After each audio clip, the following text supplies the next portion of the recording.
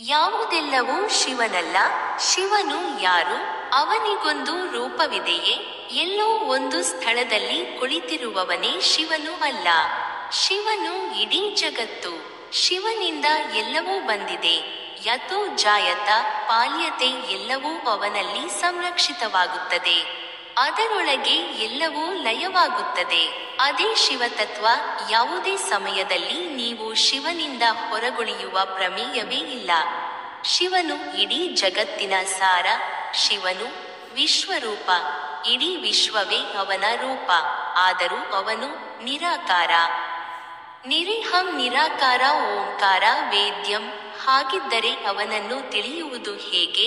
ಓಂಕಾರದ ಮೂಲಕ ತಿಳಿಯಬಹುದು. ಓಂಕಾರ ವೇದ್ಯಂ. ಓಂಕಾರದೊಳಗೆ ಆಳವಾಗಿ ಹೊಕ್ಕಿ.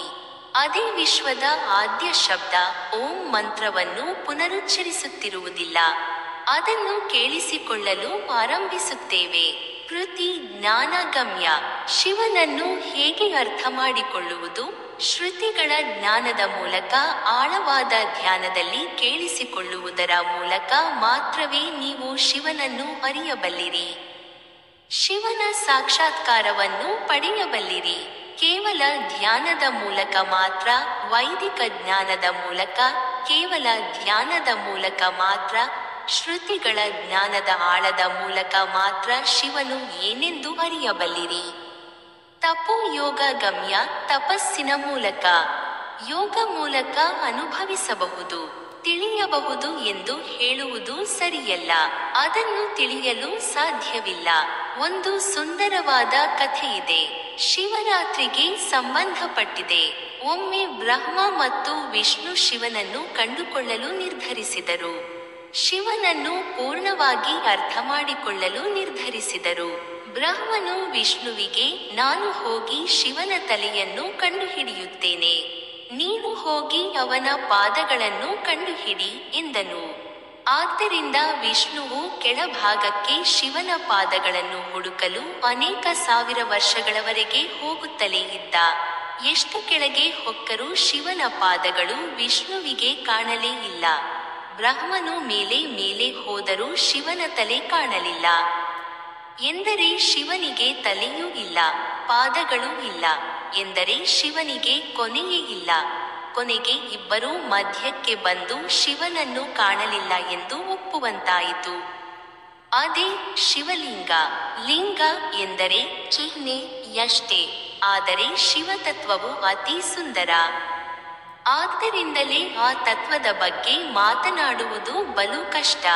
ಅದನ್ನು ಅನುಭವಿಸಲು ಮಾತ್ರ ಸಾಧ್ಯ. ಅದು ತಿಳಿವಳಿಕೆಗೆ ಅತೀತವಾಗಿದೆ. ಅಲೌಕಿಕವಾದ ಈ ತತ್ವವನ್ನು ತಿಳಿಯಲು ಸ್ವಲ್ಪ ಯತ್ನ ಬೇಕು. ಮಾತಿಗಿಂತಲೂ ಅತೀತವಾಗಿರುವ ತತ್ವ.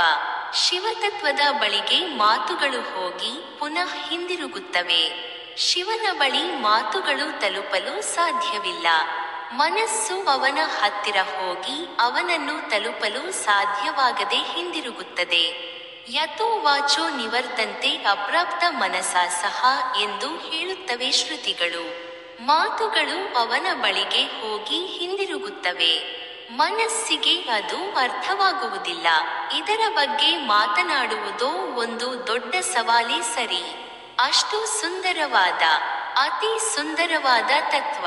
ನಮ್ಮ ಆಗಮ ಶಾಸ್ತ್ರಗಳಲ್ಲಿ ಹೇಳಲಾಗಿರುವಂತೆ 5ನೆಯ ತತ್ವವು ಪೃಥ್ವಿ, ಶಿವನು 36ನೆಯ ತತ್ವ. ಈ ಸಂಸಾರದಲ್ಲಿ ಸೂಕ್ತಕ್ಕಿಂತಲೂ ಸೂಕ್ತವಾದುದೇನಾದರೂ ಇದ್ದರೆ ಅದು ಶಿವತತ್ವ. ಶಿವತತ್ವದಿಂದ ಇವೆಲ್ಲವೂ ನಡೆಯುತ್ತಿದೆ. ಈ ಜಗತ್ತಿನ ಸಾರವೇ ಶಿವತತ್ವ. ಈ ತತ್ವದ ಆಳವನ್ನು ಒಂದು ಅಬೋಧವಾದ ಮಗುವು ತಿಳಿಯಲೆಂದು ಅದಕ್ಕೊಂದು ರೂಪವನ್ನು ನೀಡಲಾಗಿದೆ. ಶಿವನಿಗೆ ರೂಪವಿಲ್ಲ. ಆದ್ದರಿಂದಲೇ ಶಿವನ ಪ್ರತಿಮೆಗೆ ಪೂಜೆ ನಡೆಯದೆ ಶಿವಲಿಂಗದ ಪೂಜೆ ನಡೆಯುವುದು. ಶಿವನೊಬ್ಬ ವ್ಯಕ್ತಿ ಎಂದು ತಪ್ಪಾಗಿ ತಿಳಿಯಬೇಡಿ ಎಂದು ಹೇಳಲು ಲಿಂಗದ ಪೂಜೆಯನ್ನು ಮಾಡಲಾಗುತ್ತದೆ. ಶೂನ್ಯವಾದರೂ ಪೂರ್ಣ, ಅರೂಪಿಯಾದರೂ ಎಲ್ಲಾ ರೂಪಗಳಲ್ಲೂ ಅವನೇ ಇದ್ದಾನೆ. ಸುಂದರವಾಗಿದ್ದರೂ ಅದೃಶ್ಯನು. ಸತ್ಯವಾದರೂ ಈ ಮಿಥ್ಯವಾದ ಜಗತ್ತಿನ ಅಧಿಷ್ಠಾತನು ಶಿವ.